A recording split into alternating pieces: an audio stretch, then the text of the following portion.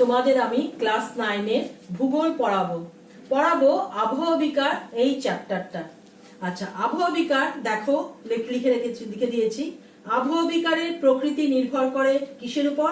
শিলার প্রকৃতি, ভূপ্রকৃতি, জলবায়ু আর বনভূমির অবস্থান।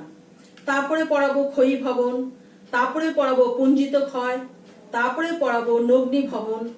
তারপরে আবহাওয়া বিকার হচ্ছে 3 প্রকার। এক হচ্ছে যান্ত্রিক, রাসায়নিক, জৈবিক। আজকে যান্ত্রিক আর রাসায়নিকটা পড়াবো, জৈবিকটা পরের দিন পড়াবো। আর যান্ত্রিকের মধ্যে আবার 4টে ভাগ: প্রস্তরচয় খণ্ডীকরণ, স্বর্গমোচন, ক্ষুদ্রকণা বিসরণ, তুষার কার্য। আর রাসায়নিক আবহাওয়া বিকার হচ্ছে জারণ, অঙ্গার যোজন, জলযোজন, আর্দ্র বিশ্লেষণ। এটা পড়াবো। আচ্ছা, এবারে পড়াচ্ছি আবহাওয়া বিকার। একটা ছবিটা দেখো আবহাওয়া বিকারে। আচ্ছা, ভূপৃষ্ঠের বাইরে সৃষ্ট শক্তি আদিম ভূমিরূপের যেমন পর্বত ইত্যাদি পরিবর্তন ঘটায়। এই পরিবর্তনের মধ্য দিয়ে বিভিন্ন উচ্চতা বিশিষ্ট এই সব ভূমিরূপের মধ্যে ক্রমশ একটা সমতা বা সামঞ্জস্য আসে। এই শক্তিকে ক্রমায়ন বা পর্যায়ন শক্তি বলে। বিভিন্ন প্রাকৃতিক শক্তি যেমন জলধারা, তুষার, বাতাস, উদ্ভিদ প্রাণী ইত্যাদি মাধ্যাকর্ষণ শক্তির সাহায্যে ভূমিরূপের পরিবর্তন ঘটায়। এই বিভিন্ন প্রাকৃতিক শক্তিগুলি ভূপৃষ্ঠের বিভিন্ন অঞ্চলে খুব শক্তিশালী। যেমন জলধারা মেরু অঞ্চলে ব্যতীত প্রায় সব জায়গাতেই কাজ করে। তুষারের কাজ দেখা যায় মেরু অঞ্চলে ও উচ্চ পার্বত্য অঞ্চলে। আর মরু অঞ্চলে বাতাসী ভূমিরূপ পরিবর্তনের প্রধান ভূমিকা গ্রহণ করে। ভূমিরূপ পরিবর্তন 4 প্রকারে হয়। এই প্রক্রিয়াগুলি হলো: 1. শিলাস্তরের বিচূর্ণীভবন বা শিলাস্তরের অপসারণের পূর্ব প্রস্তুতি, একে বলে আবহাওয়া বিকার। 2. শিলাস্তরের ক্ষয় বা ক্ষয়প্রাপ্ত শিলার অপসারণ, মানে সরে যাওয়া, সেটা হচ্ছে ক্ষয়ীভবন। 3 হচ্ছে বহন। 4 হচ্ছে বিভিন্ন প্রাকৃতিক শক্তির দ্রব্যের অবক্ষেপণ। আচ্ছা, এবারে আবহাওয়া বিকারের ভূমিরূপ পরিবর্তন প্রক্রিয়ার প্রথম ধাপ মনে করা হয়, কারণ আবহাওয়া বিকার প্রক্রিয়ায় শিলাস্তর আলগা হয়ে পড়ে। ক্ষয়ীভবনের ফলে এই আলগা অসংলগ্ন শিলাস্তর ক্ষয়প্রাপ্ত হয়ে অপসৃত হয়ে যায়। এই 2 প্রক্রিয়া ছাড়াও পুঞ্জিত ক্ষয় ভূমিরূপ গঠনের পরোক্ষ শক্তি হিসাবে কাজ করে। আবহাওয়া বিকার, ক্ষয়ীভবন ও পুঞ্জিত ক্ষয় এই প্রক্রিয়াগুলি একত্রে শিলাস্তরের উপর অবিরাম কাজ করে। এর ফলে শিলার নিচের স্তর উন্মুক্ত হয়ে যায়, একে নগ্নিভবন বলে।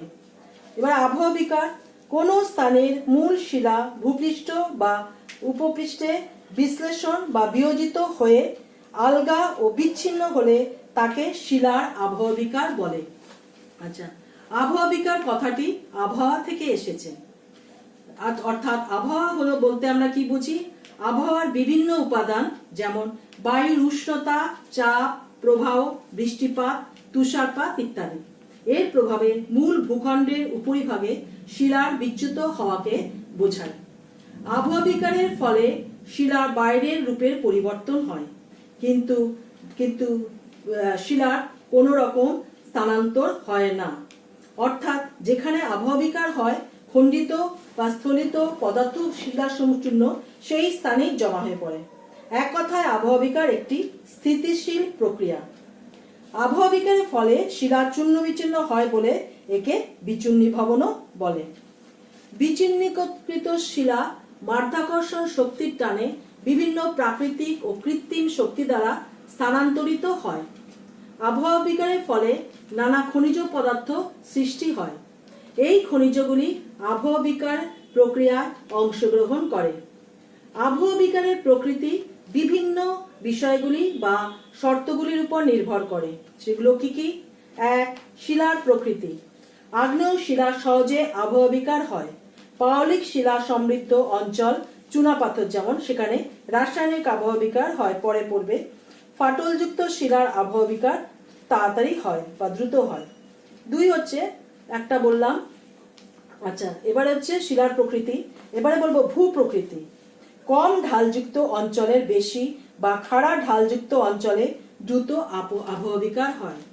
3 নম্বর বলছি জলবায়ু: মরুভূমি শুষ্ক অঞ্চলে এবং তুষারপাত পার্বত্য অঞ্চলে আবহাওয়া বিকার বেশি ঘটে। 4 হচ্ছে বনভূমির অবস্থান। বনভূমি আচ্ছাদিত অঞ্চলের তুলনায় কম বনভূমিযুক্ত অঞ্চলে আবহাওয়া বিকার খুব দ্রুত সংঘটিত হয়। আচ্ছা, আবহাওয়া বিকার বললাম, এবারে বলবো ক্ষয়ীভবন। আচ্ছা, আবহাওয়া বিকার ছবিটা তোমরা দেখলে।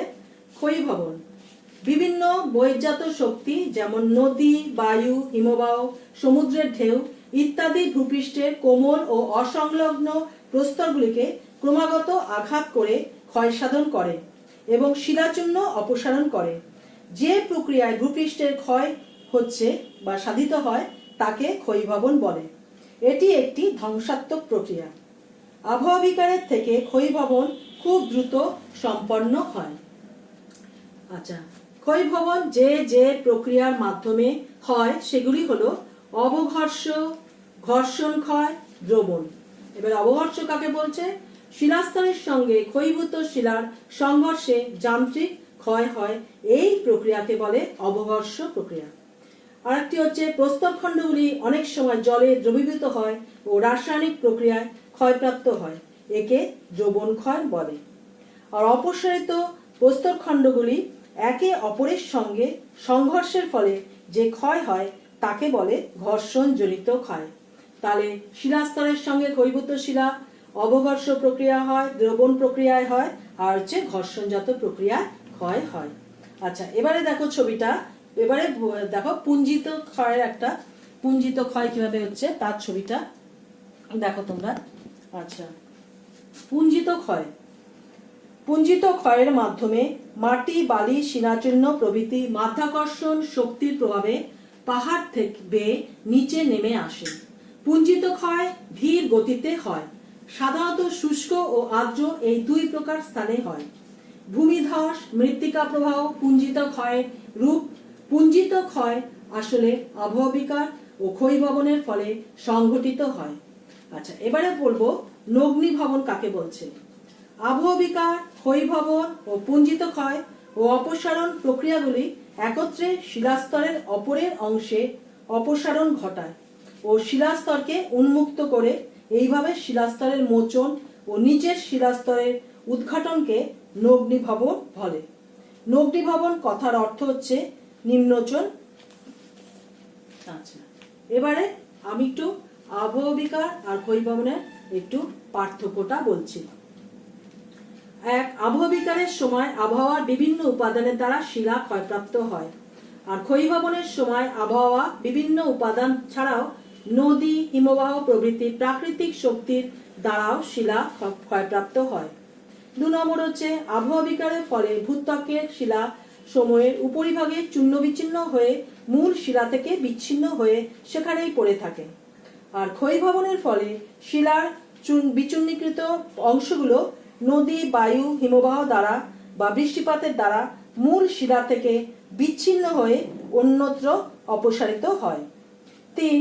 আবহাওয়া বিকারের ফলে মূল শিলা অভ্যন্তরভাগে শিলাস্তর উন্মুক্ত হয়ে পড়ে না, আর ক্ষয়ীভবনের ফলে মূল শিলাস্তরের অভ্যন্তরভাগে উন্মুক্ত হয়ে পড়ে।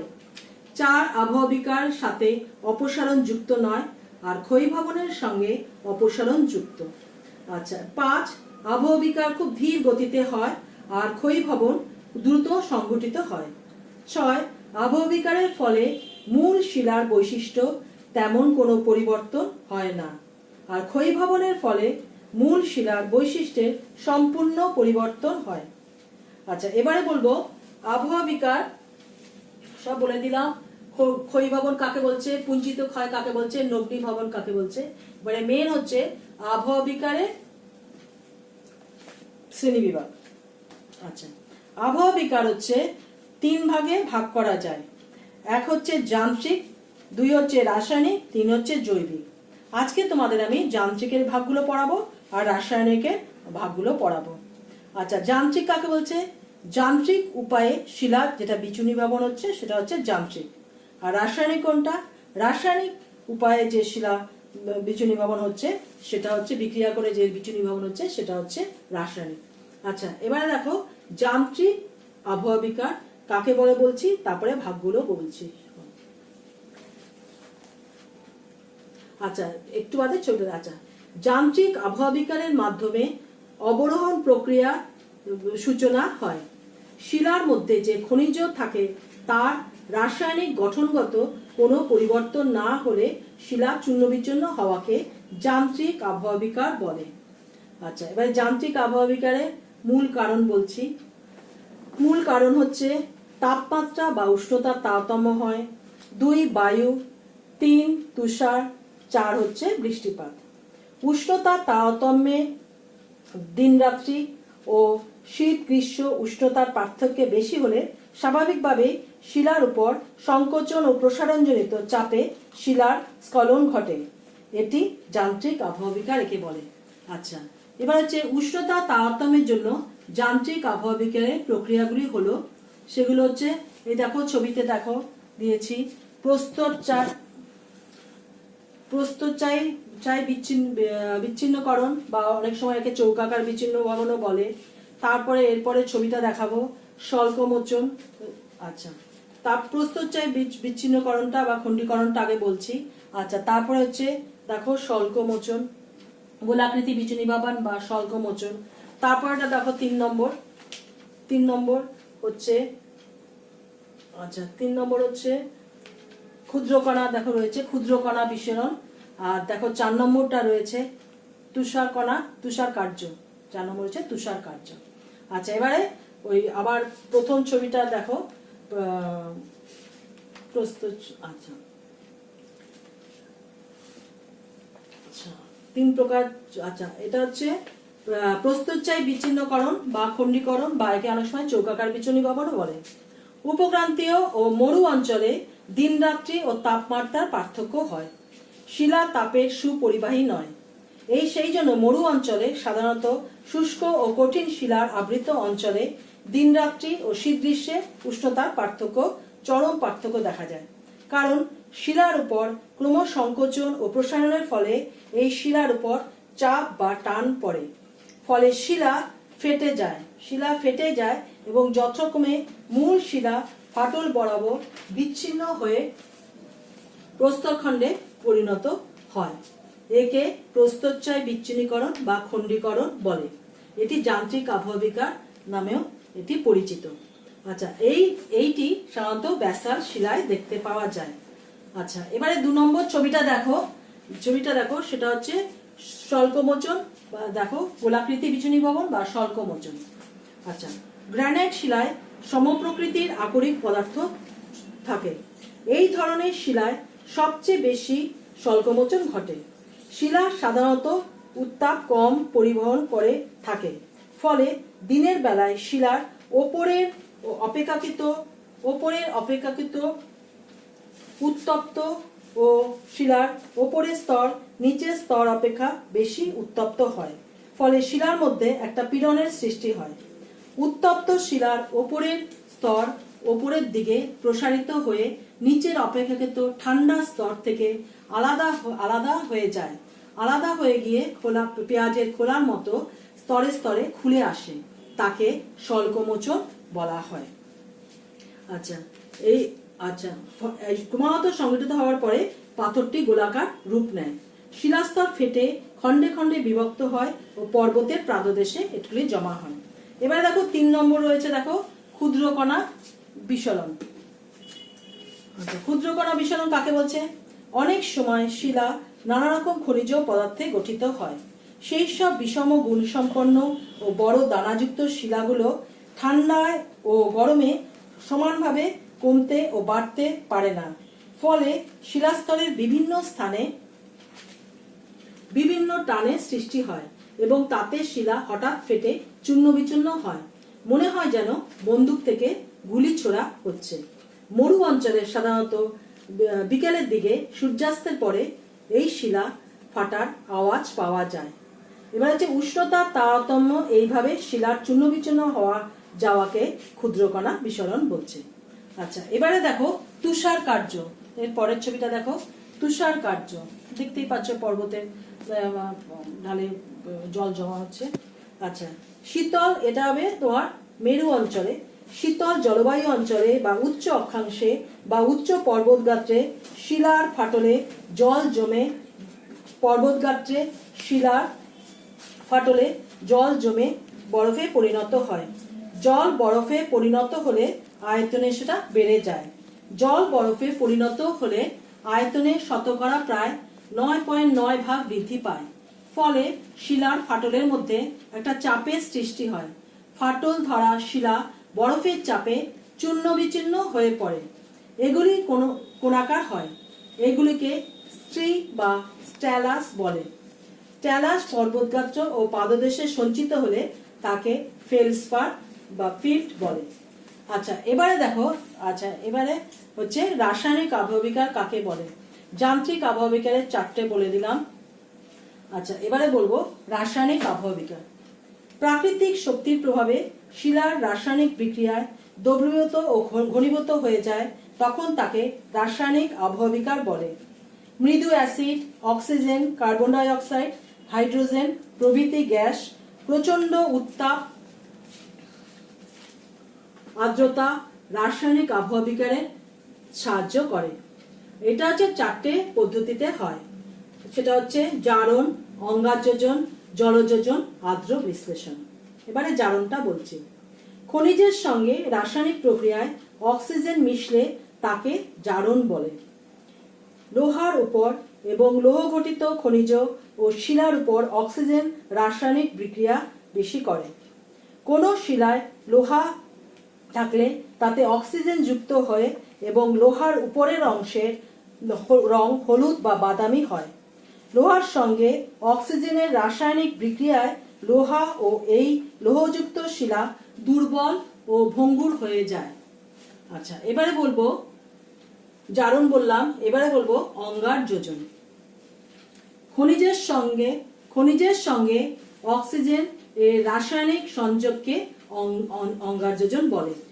বায়ুমণ্ডলের কার্বন ডাই অক্সাইড বৃষ্টির জলের সঙ্গে মিশে একটা মৃদু কার্বনিক অ্যাসিড তৈরি হয়, সেটাই হচ্ছে কার্বনিক অ্যাসিড। এই মৃদু কার্বনিক অ্যাসিড শিলার উপর নানা রকম বিক্রিয়া করে থাকে।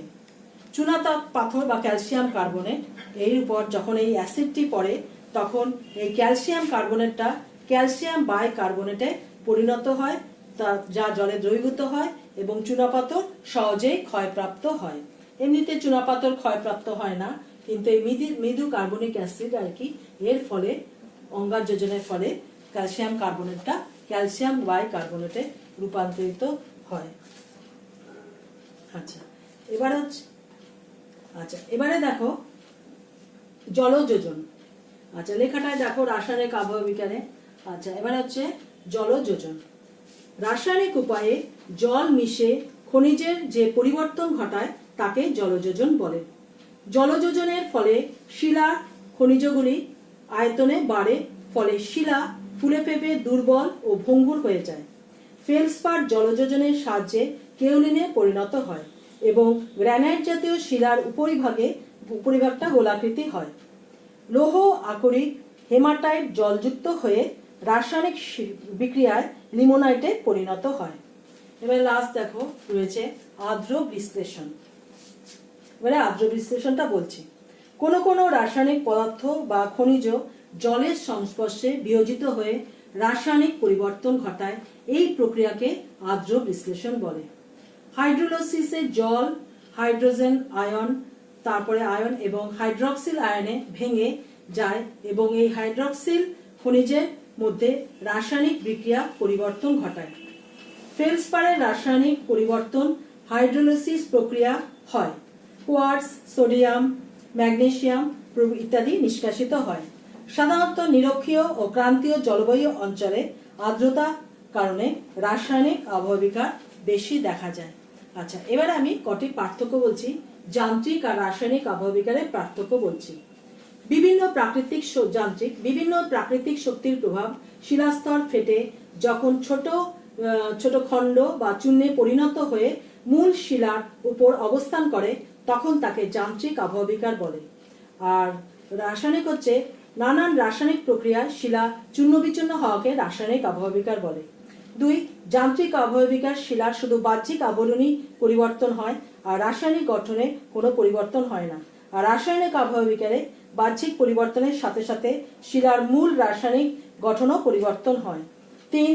যান্ত্রিক আবহাওয়া বিকার, তাপমাত্রার পরিবর্তন, শিলাস্তরের মধ্যে চাপ হ্রাসের ফলে জল তুষারে পরিবর্তিত হওয়ার ফলে চাপ বৃদ্ধি এবং মানুষ ও জীবজন্তুর বা কীটপতঙ্গের কার্যক্রমের ফলে গঠিত হয়। আর রাসায়নিক আবহাওয়া বিকার প্রধানত অঙ্গারযোজন, জারণ, জলযোজন এর মাধ্যমে সংঘটিত হয়। 4 হচ্ছে যান্ত্রিক আবহাওয়া বিকার, উষ্ণ মরু অঞ্চল, নাতিশীতোষ্ণ অঞ্চল ও শীতপ্রধান অঞ্চলে আবহাওয়াযুক্ত অঞ্চলে বেশি দেখা যায়। আর রাসায়নিক আবহাওয়া বিকার প্রধানত উষ্ণ ও আর্দ্র জলবায়ুযুক্ত নিরক্ষীয় ও ক্রান্তীয় অঞ্চলে বেশি মাত্রায় দেখা যায়। 5 নম্বর যান্ত্রিক আবহাওয়া বিকার সংঘটিত হওয়ার সাথে সাথে অনেক সময় শব্দ হয়, আর রাসায়নিক আবহাওয়া বিকার কোনো শব্দ হয় না। 6 নম্বর লাস্ট হচ্ছে যান্ত্রিক আবহাওয়া বিকার বিভিন্ন পর্যায়ে হলো পিণ্ড বিস্ফোরণ, স্বল্পমোচন, ক্ষুদ্রকণা বিস্ফোরণ, তুষার কার্য।